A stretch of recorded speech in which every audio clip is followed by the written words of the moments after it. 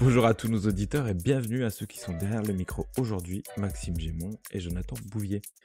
Le thème qui nous réunit aujourd'hui, c'est l'isolation des sols et nous allons tenter d'identifier les 5 enjeux actuels qui animent ce marché pour les prescripteurs.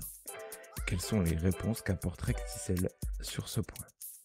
Avant cela, petit moment biographie afin d'apprendre à se connaître. Maxime Gémon, vous êtes le président de New Energy Concept. Est-ce que vous pouvez décrire en quelques mots votre activité? Oui, bonjour Yann, bonjour Jonathan. Donc New Energy Concept est un bureau d'études avec une activité fluide, une activité thermique et une activité économie de la construction. Nous sommes implantés sur différentes régions, en Île-de-France, en Rhône-Alpes, en région PACA et dans le Grand Est. Parfait. Également présent derrière un micro, Jonathan Bouvier, vous êtes ingénieur support technique chez Recticel. Est-ce que vous pouvez nous résumer votre rôle au sein de l'entreprise? Oui, bonjour à tous. Alors du coup, chez Recticel, on fabrique des isolants en mousse rigide de polyuréthane. Et moi, mon rôle du coup au sein du service technique Recticel, c'est d'une part accompagner nos clients et le service commercial sur toutes les questions techniques et réglementaires.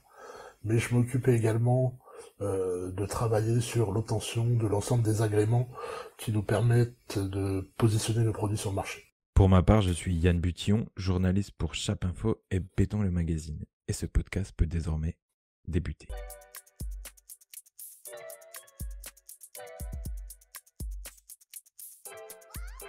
Alors lors de la préparation préalable à cet enregistrement, nous avons identifié 5 enjeux majeurs pour l'isolation des sols. Le premier étant les évolutions réglementaires, et notamment l'arrivée de la RE 2020. Qu'est-ce que cette nouvelle réglementation a changé dans votre quotidien de bureau d'études, Maxime? Alors beaucoup de choses, notamment avec l'arrivée du bilan carbone qui est venu remettre en question la manière dont on imagine et on envisage la conception des bâtiments, mais également de par la volumétrie de données qui sont désormais impactantes, puisque lorsque on faisait une étude en RT 2012, alors au-delà des quelques centaines de données d'entrée que l'on pouvait utiliser dans nos logiciels, il y avait en finalité 10 à 12 paramètres sur lesquels on allait avoir une action qui concerne les matériaux d'isolation et les équipements énergétiques. Aujourd'hui, sur un bâtiment RE 2020, on a toujours ces paramètres-là que l'on doit gérer, mais le bilan carbone, lui, nous implique une gestion des 3 à 400 données d'entrée qui composent le bilan carbone de manière unitaire. Donc, une volumétrie de travail différente et surtout une approche de conception totalement différente. Et quelles sont les nouvelles demandes de vos clients cette fois, ou les nouveaux enjeux liés à cette réglementation pour vous, Jonathan? Comme l'a expliqué Maxime, en effet, il y a un renforcement des exigences BBio. Donc ça passe principalement par la résistance thermique de l'ensemble des parois. Donc ça va dans le sens de notre produit, dans le sens où aujourd'hui, on a la meilleure performance thermique du marché. Mais la vraie nouveauté, comme expliqué précédemment, c'est vraiment l'intégration du coefficient IC construction, donc l'impact carbone du coup sur le changement climatique des différents composants structurels. Et du coup, nous, cette réglementation, elle nous a contraints à réaliser des évaluations environnementales de nos produits, et notamment de notre produit de sol Eurosol. On peut retrouver l'évaluation de ce bilan carbone dans les FDES, qui sont disponibles sur la base INES. La vraie difficulté lorsqu'on a élaboré ces fiches, ça a surtout été la nouveauté des informations qu'on avait besoin de collecter pour réaliser cette analyse du cycle de vie du produit. Mais ça a été également, j'ai envie de dire, un moteur pour nous inciter à innover aujourd'hui, parce que le bilan carbone étant maintenant un facteur et un critère de réussite pour les études RE 2020, et ça va nous pousser à travailler sur la réduction des impacts carbone de nos produits.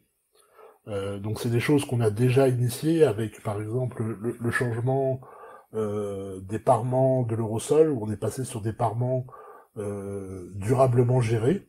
Donc ce sont des parements maintenant qui bénéficient d'une certification PEFC. On travaille également au niveau de l'usine pour réduire notre consommation énergétique. Donc on réfléchit à passer sur des systèmes de production d'énergie renouvelable, tels que du photovoltaïque, mais également de travailler sur la formulation de nos produits et principalement la source des matières premières, qui aujourd'hui sont les principaux contributeurs à l'impact carbone de nos produits.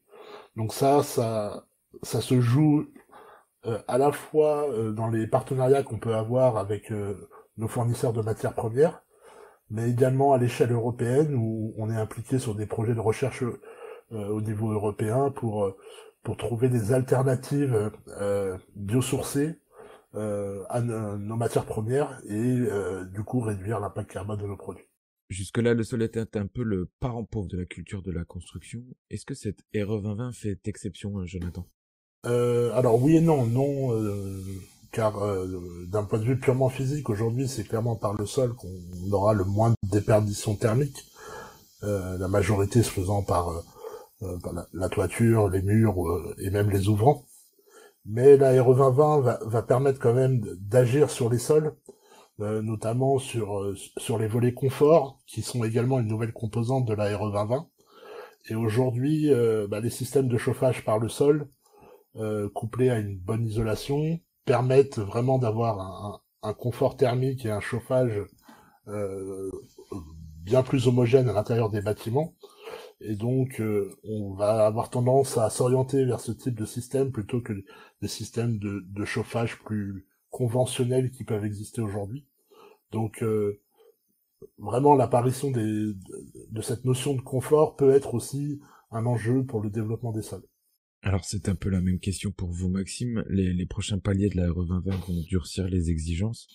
Est-ce que les sols vont devenir alors un acteur plus important du bâtiment? Alors, le volet des exigences va être un petit peu différent puisque ça va essentiellement concerner les empreintes carbone. Alors, oui, le sol va avoir sa place, il aura sa juste place, c'est-à-dire que en finalité, il n'aura pas une place plus importante. En revanche, il aura la même responsabilité que tous les autres postes du bâtiment à devoir baisser son empreinte carbone. Le principe étant que les bâtiments vont devoir évoluer en 2025, 2028 et potentiellement 2031 vers une réduction de l'empreinte carbone d'environ 14-15% à chaque palier. Et il est essentiel que chacune des composantes d'un bâtiment agisse à sa propre échelle sur cette baisse de l'empreinte carbone. Donc les sols ont effectivement un rôle à jouer également. Et dans le même esprit, est-ce que le dispositif éco-énergie tertiaire met lui aussi en valeur la composante des sols? Maxime, à nouveau? Alors, dans des cas très particuliers, le dispositif éco-énergie tertiaire, lui, va regarder la consommation d'énergie intrinsèque du bâtiment réel, et donc sur un bâtiment de type tertiaire, les consommations liées à l'usage et à l'activité vont être prépondérantes dans un certain grand nombre de cas de figure.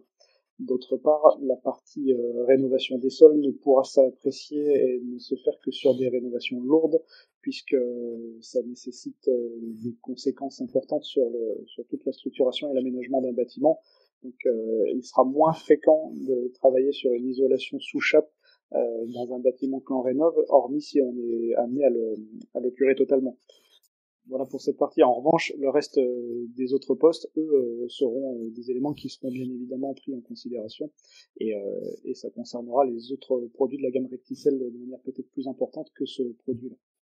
Très bien. Alors, outre les évolutions normatives, l'empreinte carbone est aussi devenue un enjeu important pour l'ensemble de la construction. Le sol aussi doit s'adapter. Le SNPU a publié une étude sur le bilan carbone. Quels en sont les résultats pour les sols, Maxime? Alors, ce qui est visuellement constatable, c'est que les polyuréthanes se positionnent mieux que les autres matériaux qui sont mis en comparaison, qui sont dans cette étude-là la laine de verre et la laine de roche, et on constate un positionnement à peu près équivalent au polystyrène sur certains types de produits. Mais globalement, c'est toujours le polyuréthane qui arrive en tête sur les analyses.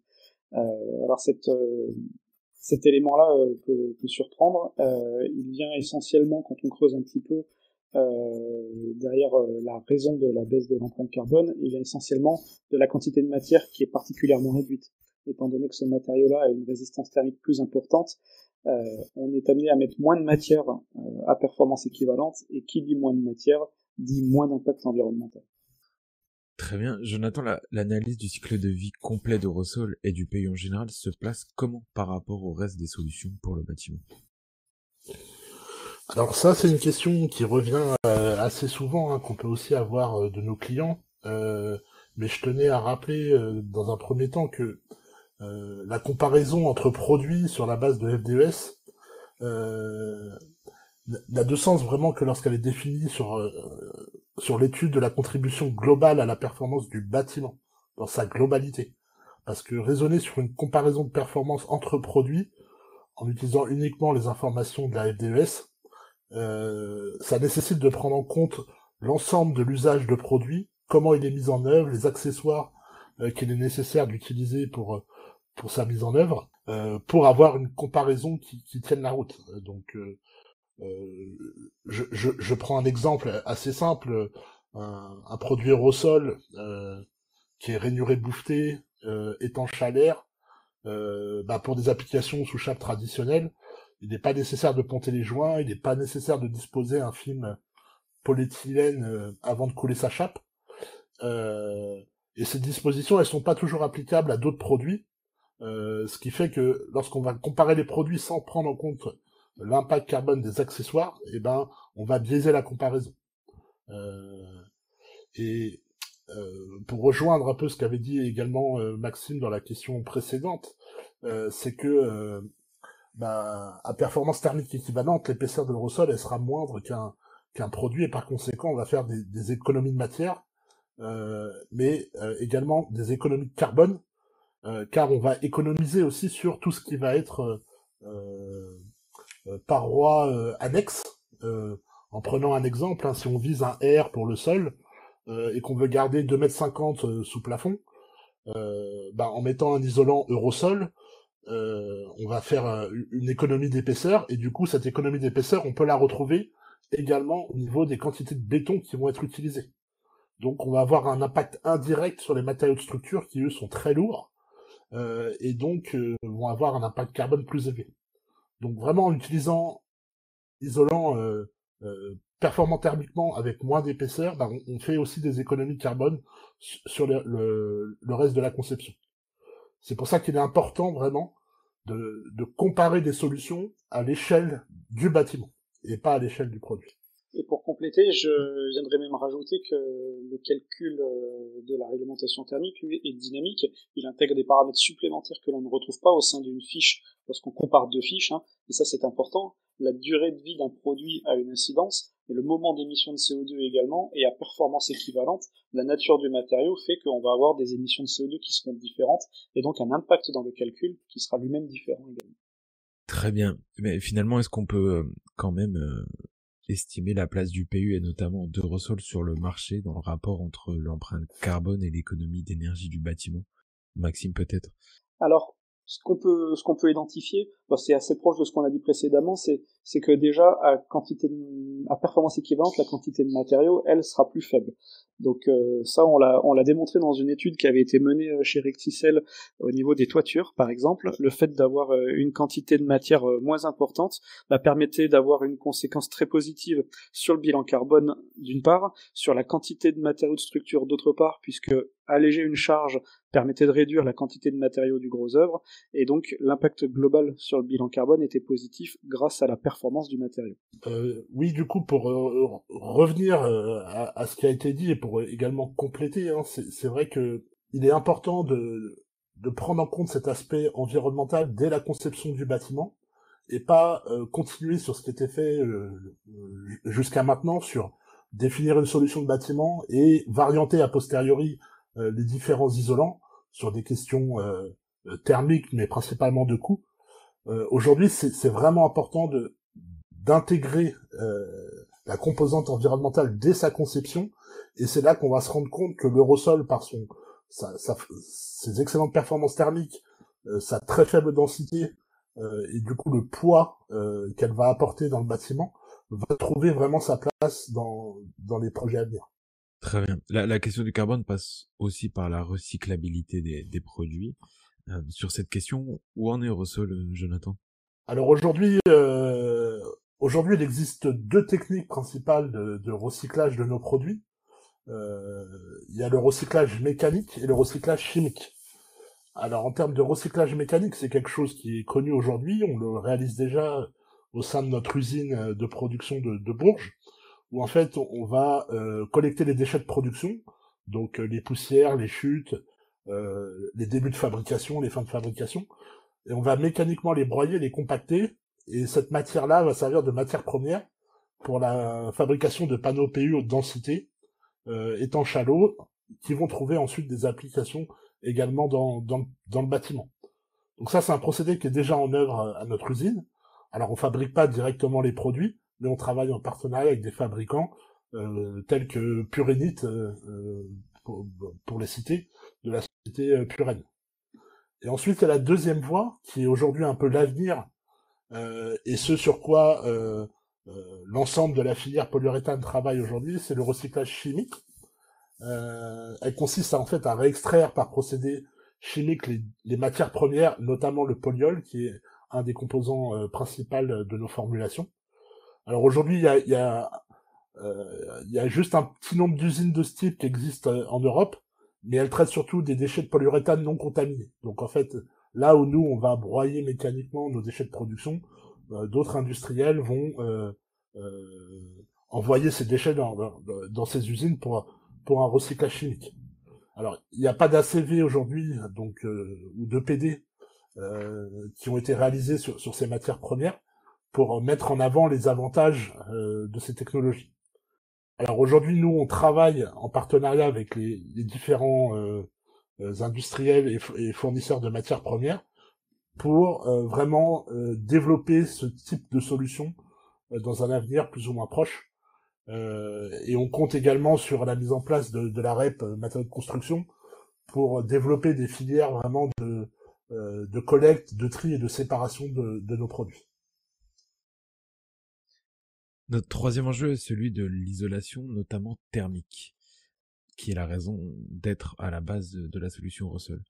Et justement, Jonathan, la place des sols est-elle aussi réduite dans le dispositif global d'isolation d'un bâtiment?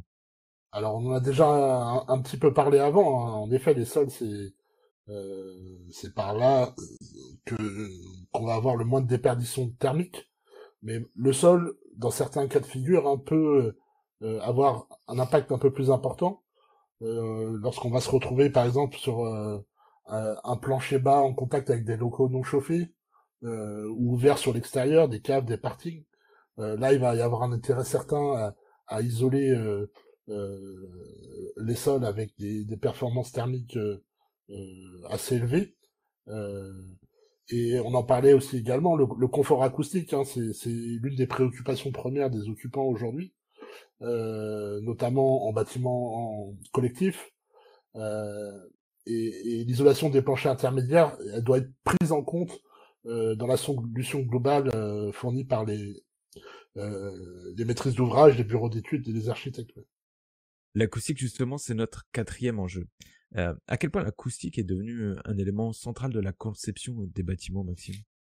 Alors effectivement, c'est un sujet assez large, l'acoustique aujourd'hui, notamment parce que, premièrement, il existe une réglementation acoustique qui impose des exigences de résultats, notamment à la livraison des bâtiments d'habitation, des mesures sont effectuées, mais également parce que les gens sont de plus en plus sensibles également au confort acoustique dans les bâtiments. Aujourd'hui, on isole de plus en plus les bâtiments et la perception de notre environnement acoustique a évolué de par ces phénomènes-là. Et aujourd'hui, ce qu'on peut constater, c'est que d'un point de vue physique, les flux énergétiques qu'il y a au sein d'un bâtiment et qui génèrent les déperditions ont des propriétés qui sont assez proches de celles des ondes sonores acoustiques. Et donc lorsqu'on isole un bâtiment, on va améliorer son confort thermique et il ne faut pas par ce biais-là dégrader le confort acoustique. Donc les matériaux qui sont mis en œuvre doivent avoir une contribution sur les deux thématiques, à la fois thermique et acoustique. Jonathan, pour rectifier, c'est devenu un enjeu commercial, l'acoustique? Alors oui, c'est devenu un enjeu commercial parce que c'est avant tout un enjeu pour les occupants. Hein. Dès lors qu'on va retrouver des planchers intermédiaires, on souhaite forcément se prémunir des, des désagréments liés au bruit, d'impact générés par nos voisins ou par les équipements. Donc oui, c'est un enjeu commercial. À ce titre, Eurosol aujourd'hui est le seul 100% isolant 100% polyuréthane du marché à détenir un classement sol certifié par la CERMI garantissant un gain acoustique minimal. Donc ça se traduit par une vérification périodique des performances par cet organisme certificateur. Mais la difficulté aujourd'hui au niveau acoustique, elle réside surtout, alors Maxime en a parlé, hein, c'est qu'il y a des exigences réglementaires, et ces exigences réglementaires sont des mesures in situ. Donc ça, lorsqu'on va raisonner au niveau du sol et qu'on va faire une mesure acoustique réglementaire, en fait le bruit va également se propager par toutes les parois qui sont adjacentes au sol, chose qui n'est pas faite lorsqu'on va évaluer un produit en laboratoire, où vraiment on va se focaliser vraiment sur la transmission propre au sol en chantant vraiment toutes les propagations acoustiques périphériques. Donc la difficulté aujourd'hui, elle réside pour le client à bien comprendre lorsqu'on communique autour de l'acoustique à quelle valeur ça correspond. Et aujourd'hui, il n'y a pas vraiment de cadre autour de ça, donc c'est un peu la difficulté aujourd'hui pour les usagers de bien comprendre toutes ces valeurs qui peuvent être communiquées par les fabricants. Et c'est la raison pour laquelle Tissel a fait le choix de certifier cette performance par la CERN. Et vraiment, la performance acoustique, l'isolant n'est qu'un élément qui va contribuer à la performance globale. Si on prend par exemple un Eurosol 58 sous une chape de 40 mm, en laboratoire, on va obtenir un affaiblissement du bruit de choc de 16 dB. Par contre, si on passe sur le même isolant mais avec une chape de 60, on monte à 19. Ce qui montre que la performance thermique, acoustique, de notre produit, en fait, elle est liée au système dans sa globalité. Et du coup, se focaliser uniquement sur la performance du produit sans prendre en compte la façon dont il va être mis en œuvre, c'est ça qui est assez difficile à comprendre pour les utilisateurs. Donc c'est vrai que dès qu'on va vouloir aujourd'hui aller sur des performances très renforcées en termes d'acoustique, il va être forcément nécessaire de combiner notre produit avec des produits purement acoustiques tels que des sous-couches acoustiques minces. Voilà. Dans ce cas, quels sont les critères pour sélectionner une solution plutôt qu'une autre en matière d'acoustique? Et Maxime, est-ce que par exemple toutes les configurations impliquent l'utilisation d'une sous-couche acoustique mince d'un SCAM? Eh ben non, justement, c'est tout l'intérêt d'avoir des produits qui ont une capacité d'affaiblissement acoustique plus importante. C'est une combinaison. Comme l'a dit Jonathan précédemment, on va avoir une mixité entre la capacité d'absorption de l'isolant, la capacité d'absorption de la chape, la capacité d'absorption de la source supplémentaire qui va venir créer une désolidarisation. Et c'est une question de techniques constructives et de complexes qui vont apporter une réponse et pas de produit uniquement. Et en matière d'isolation phonique, tout est une question d'épaisseur de matière. Est-ce que vous travaillez à réduire justement l'épaisseur d'Eurosol pour une même performance, Jonathan? Alors, Eurosol, avant tout aujourd'hui, c'est vraiment un isolant thermique premium, hein, dans le sens où on possède les meilleures résistances thermiques du marché. Donc aujourd'hui, travailler sur une réduction de l'épaisseur, ça a pas de sens pour nous, parce que certes, le produit a des performances acoustiques intéressantes, mais c'est avant tout un isolant thermique. Donc on travaille pas spécifiquement aujourd'hui à réduire les épaisseurs, car ça irait à l'encontre des performances thermiques. Mais nos développements aujourd'hui s'orientent surtout sur l'optimisation des performances thermiques et sur le volet carbone, tout en conservant bien sûr ces performances acoustiques intéressantes. Alors la dernière partie de ce podcast aborde des thèmes sans lien particulier entre eux, si ce n'est les enjeux du quotidien des poseurs et notamment pour les utilisateurs. Les questions de transportabilité et de facilité de mise en œuvre sont aussi très importantes. Comment se distingue Eurosol sur cette question, Jonathan? Eurosol a vraiment de gros avantages sur ces questions. Hein. On en a parlé avec seulement une densité de 30 kg du cube et la meilleure performance thermique du marché, des isolants dits traditionnels.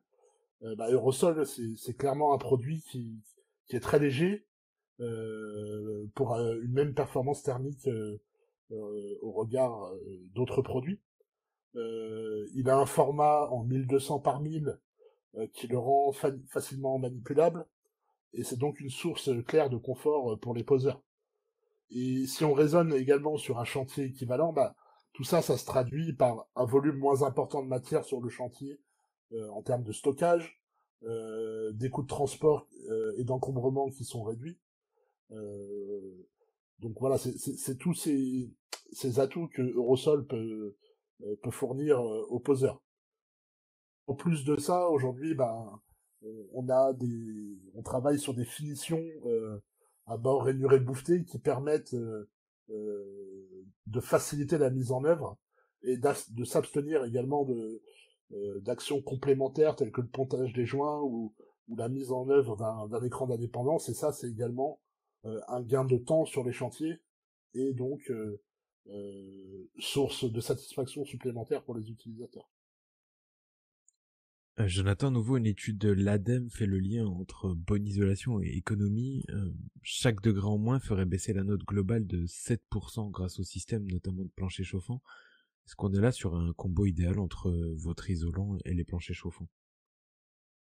Alors oui, l'étude de l'ADEME, qui est très complète d'ailleurs, hein, elle indique cette règle, qui est plutôt une règle générique, hein, et surtout pas une règle cumulative, hein, c'est pas parce qu'on va sauver 2 degrés qu'on va faire 14% d'économie, etc. Mais c'est clair qu'un logement bien isolé, ça conserve mieux la chaleur, et donc on consomme moins d'énergie, notamment pour le chauffage. Combiner un système de plancher chauffant avec une isolation de sol, ça permettra donc de tirer vraiment le meilleur rendement de ces systèmes de chauffage, de faire de vraies économies et garantir un confort optimal. Mais tout ça, ça va également de pair avec de nombreuses autres actions, hein. Ça sous-entend d'avoir un calorifugage des canalisations, maîtriser les infiltrations d'air, les taux d'humidité, avoir un bon renouvellement d'air. L'isolation du sol, pour les systèmes de plancher chauffant, vraiment pour en tirer le meilleur rendement, il faut vraiment combiner ça avec des actions connexes. Et je rajoutais même que effectivement la notion de confort est essentielle dans la notion de consommation. Un bâtiment qui est homogène sera nettement plus confortable, et c'est par le confort que l'on arrivera aussi à baisser les consignes de chauffage et donc réduire les consommations. On a trop souvent tendance à augmenter la température de consigne parce qu'on a un inconfort qui est lié à des sensations de parois froides ou d'infiltration, et l'homogénéisation de la température au sein du logement est donc la clé, et une bonne isolation adaptée également. Eh bien Maxime, c'est à vous que va revenir la tâche de conclure, puisque malgré tout, le critère du prix reste l'enjeu numéro 1. Sous cette lumière-là, comment se place la solution Eurosol par rapport à la concurrence? Alors, l'approche économique aujourd'hui est à mettre systématiquement en face de l'approche environnementale. On ne peut plus avoir uniquement une approche en termes de coût sur un projet. Ça doit s'apprécier à l'ensemble du bâtiment, et notamment en regard des contraintes environnementales qui sont positionnées. Aujourd'hui, une solution peut avoir un coût inférieur, mais ne pas répondre à l'enjeu environnemental, et donc générer des surcoûts supplémentaires. Donc c'est pas le coût intrinsèque du produit qui est à considérer, mais bien le coût global d'un projet en utilisant une solution constructive donnée. Eh bien merci pour ces réponses et pour le temps que vous nous avez accordé. Ce podcast est désormais terminé. Il me reste à vous remercier, Maxime et Jonathan, à rappeler que les détails techniques de la gamme Eurosol sont disponibles sur le site de Recticel. Et quant à nous, on se retrouve sur toutes les bonnes plateformes d'écoute pour retrouver tous les podcasts de Chap Info et de Béton Magazine. Merci à tous. Merci Yann, merci Jonathan. Merci à vous.